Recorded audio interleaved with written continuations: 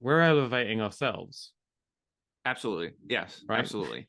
Yeah, I specifically wrote for those business publications early on because I knew long term that it was a way to say, okay, this health and fitness brand is a little different compared to others. So I went more that route. So I did have those things in mind, which is also why this year I'm changing the image. Well, I guess make it more public, my image. I've always dressed pretty decent, but I just never really have it shown online or anything. So that's why I'm the recent fascination with suits more and everything because I love just the classic.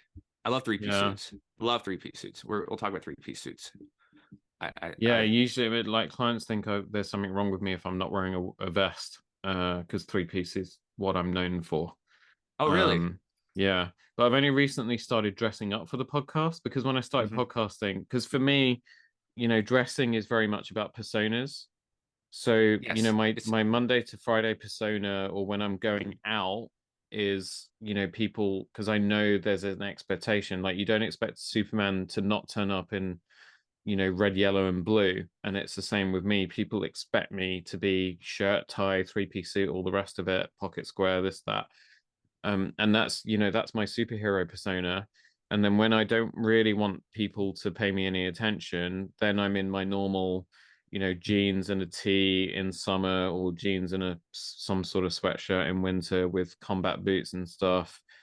Walking my dogs because that's my happy place and I don't want to be bothered by anyone.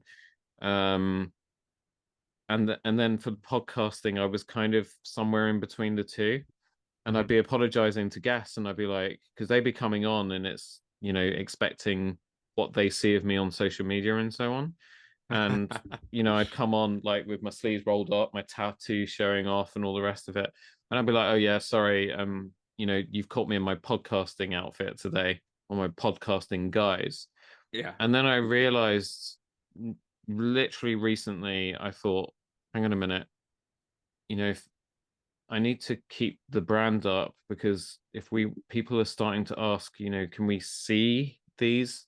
And I need to start putting them onto YouTube.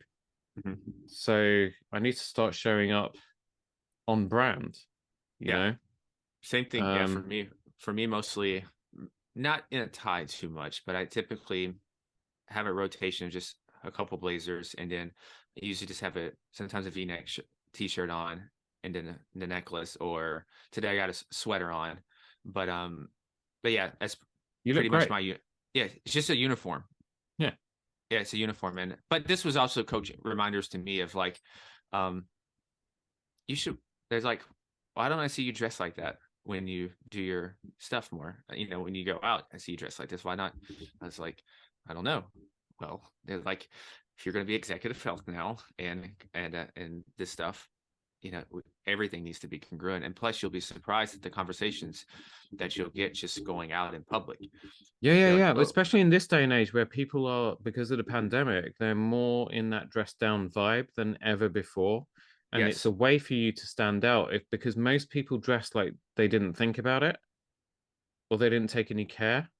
Mhm. And I talk about this a lot these days. I say you don't need to wear a suit. You don't need to wear a three-piece suit and a shirt and a tie, but at least dress in a considered manner. So considered Mhm. dressing is what I talk to people about now. You can wear jeans and a t-shirt. You can wear a three-piece suit with a shirt and tie, but at least look like you looked in the mirror before you walked out the door, because it shows respect to your audience.